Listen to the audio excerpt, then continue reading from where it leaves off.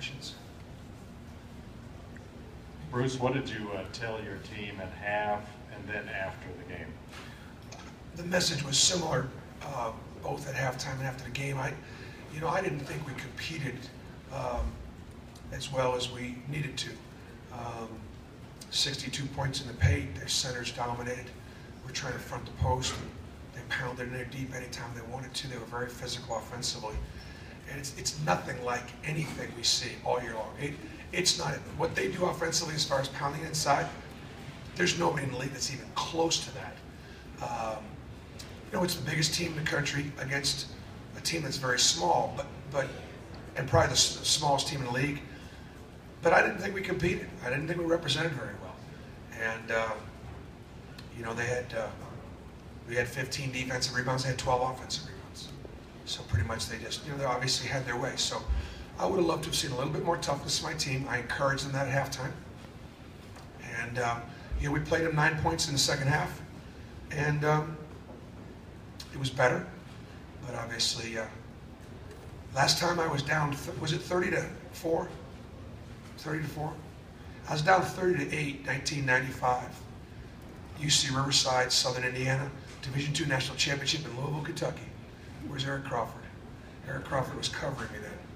We were down 30-8 National Championship game. This game reminded me nothing of that game. We weren't coming back.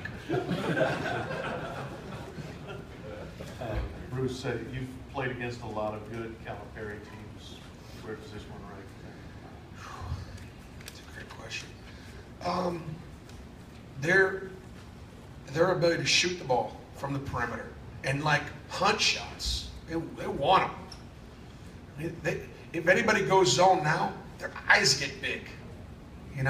That's a good thing. You double down the post, they can hardly wait for it to get kicked out. And the deal is, they're so much more dominant on the inside because those guys can score down in there. Dakari Johnson and Towns and Trey Lyles, those guys score down there. They can score down there. So they got a really good inside-outside combination. I don't know that defensively they're John's best team. They play hard. They play unselfishly. I think they got great kids. I think this is a team that coaches enjoy coaching. But they're physically overwhelming. I've never seen freshmen that strong, that physical. Golly. I didn't play against Kid Gilchrist in that group. That was my favorite team to ever watch. As long as I've been in basketball, that team was my favorite team. Because I knew those kids in recruiting, and that was my first year out. And that was a great team. I don't know that this team is that good yet. They can be. Hey Bruce, along those lines, do you expect them to go undefeated the rest of the way? What do you rate their chances? I think because of the character and chemistry, I think they certainly can. They're the most physical offensive team we've played. And one of the things that I would be just a little concerned about, if they let them play, which I hope they would in a big game, okay? They should have a real good chance. I just would hate that if they all of a sudden start calling it differently in the tournament and start calling a lot of, because they're very physical when they post up, they're very physical when they get it in there deep, and none of those were fouls tonight. If that stays the way it will be, I think they certainly can. Bruce, with that said, how important is Andrew Harrison to their team, do you think, for what he does directing that offense? Well, I think that, look, he's got great size, and he can go by you, and he looks over the top of you, and so I think that that's a real factor. He's solid defensively. He's a big guard, but both of the Harrisons play good defense. I mean, they're committed to it. So. Coach, will you in the future, will you make changes to with your team not being that big to playing teams that are much bigger?